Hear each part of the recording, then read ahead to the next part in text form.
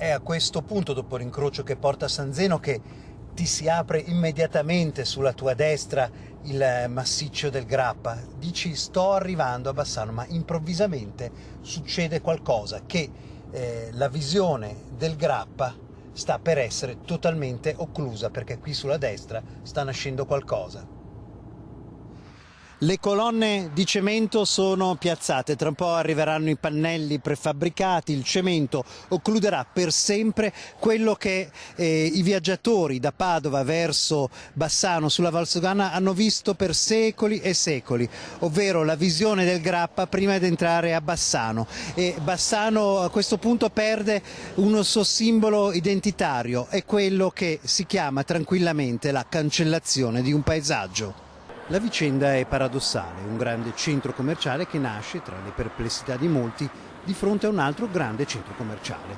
Di fronte ancora il tipico muro in ciotoli di Brenta e mattoni del Bassanese a delimitare, ironia della sorte, un'azienda vocata alla coltivazione di prodotti biologici che tiene la sua bandiera di sostenibilità come un'oasi nel deserto. Dall'altra parte betoniere gettate di cemento, impermeabilizzazione di tutto il terreno.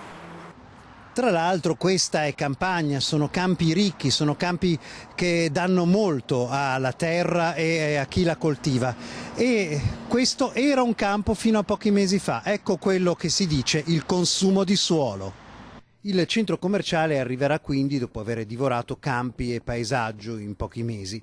Le perplessità e le proteste a livello politico e le associazioni commerciali di categoria per questa pianificazione del territorio di Cassola non sono servite a nulla.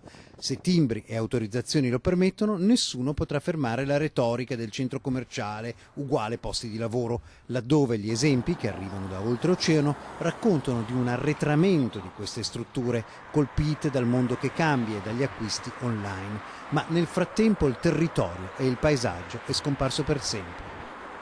Non tutte le costruzioni sono sbagliate, ovviamente, anzi, spesso si integrano con il paesaggio, landmark li chiamano gli inglesi, ovvero i segni della terra, quelli che ti segnano un qualcosa di preciso. Per esempio un landmark è il Tempio Ossario, perché si integra con il paesaggio che c'è dietro, il Monte Grappa, e anzi racconta qualcosa che nel Monte Grappa è accaduto, ovvero la guerra stessa.